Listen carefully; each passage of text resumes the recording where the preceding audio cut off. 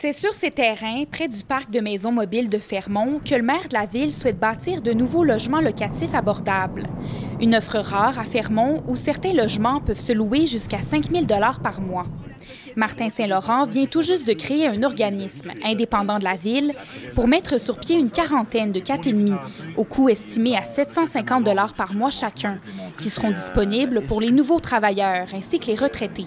L'objectif, c'est d'aider la garderie, la pharmacie, Rona, la coopérative alimentaire, les retraités à rester à Fermont. C'est que le marché immobilier est bien particulier à Fermont. Le maire estime que près de 80 % des logements appartiennent à des entreprises comme les minières. Celles-ci louent ces logements à leurs travailleurs, mais dès qu'ils quittent leurs fonctions, ils doivent remettre la clé à la porte pour laisser la place aux futurs travailleurs.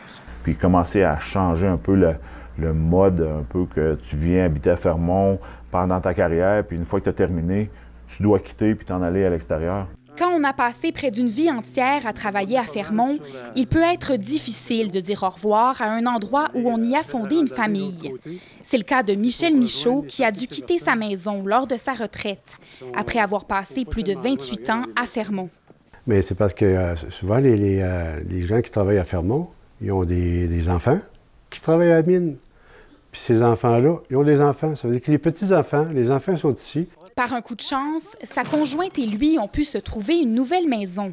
Mais il est conscient que ce ne sera pas le même scénario pour les autres retraités. Parce qu'on en connaît des gens qui veulent rester, puis pour nous autres, il y a même des amis dans ces gens-là. Mais ils vont avoir le même problème que nous autres. Nous, on était chanceux. Les retraités font partie intégrante du dynamisme de la ville de Fermont, surtout dans un contexte de pénurie de main-d'œuvre.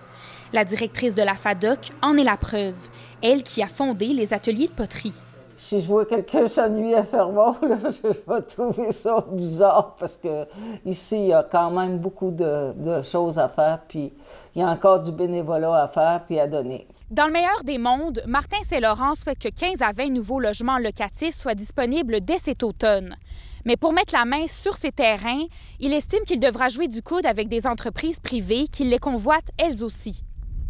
Ici Zoé Bellumeur, Radio-Canada, Fermont. Ici Côte-Nord.